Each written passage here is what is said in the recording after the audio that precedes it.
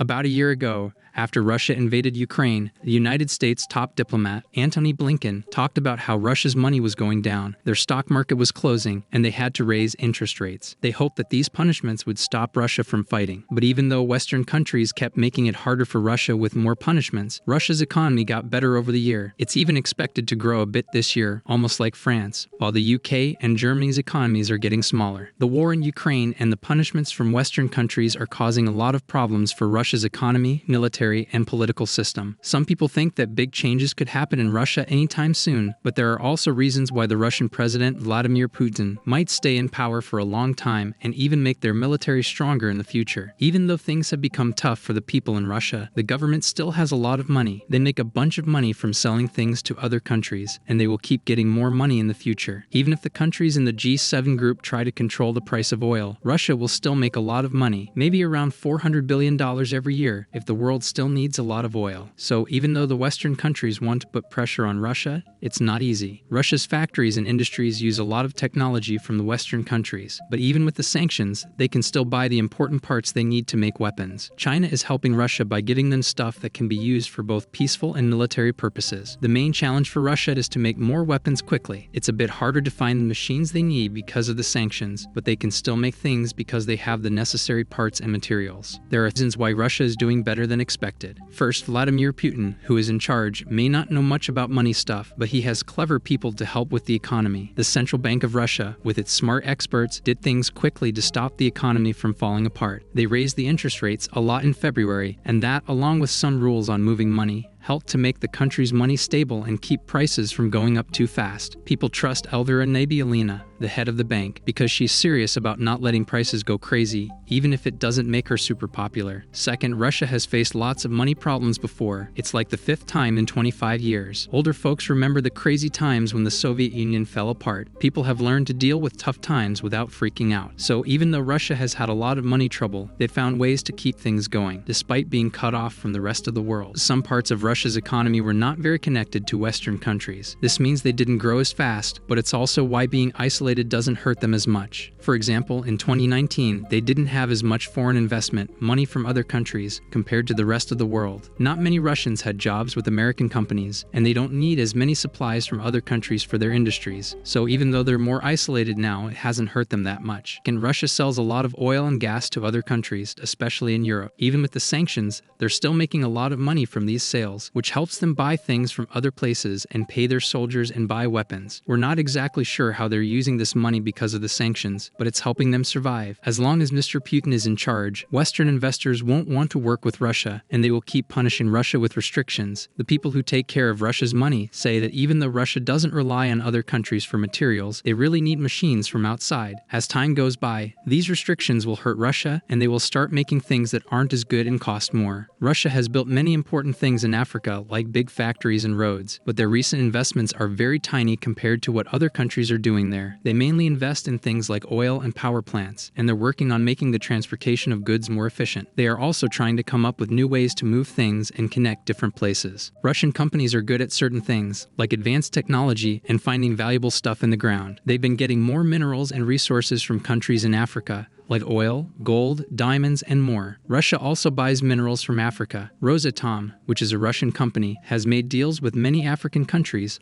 like Ethiopia, Ghana, Nigeria, Rwanda, Sudan, and Zambia to work together on nuclear stuff. They also helped with building things like hydroelectric power plants in East Africa. Africa buys things like coal, oil products, and gas from Russia, which is a significant part of what they get from other countries. Recently, Russia started sending more gasoline to Africa, and places like Nigeria are buying a lot of it. However, when it comes to managing money that comes from selling oil, they didn't do as well. They saved some of it, but they also spent a lot. This might be a problem in the future because they won't have as much money saved up. The way Russia used its money didn't help the country's economy very much. Many people in the United States are really worried about the friendship between China and Russia. Almost everyone, like 9 out of 10 people, think it's a big problem for their country. A lot of them, about 62%, think it's a really big problem, even bigger than other issues like China getting involved in US politics, how they treat people, and problems between China and Taiwan. People also feel that China is a very powerful country in the world. Most of them, around 66%, believe that China has become stronger on the world stage in recent years. More people now think China is the world's number one when it comes to money and economy. About 43% say China is the top economy, which is the same number of people who say the United States is number one. This is different from 2020 when only 32% thought China was the top economy, and most people picked the US. This is the highest number since 2014 when a lot of people said China was the top economy.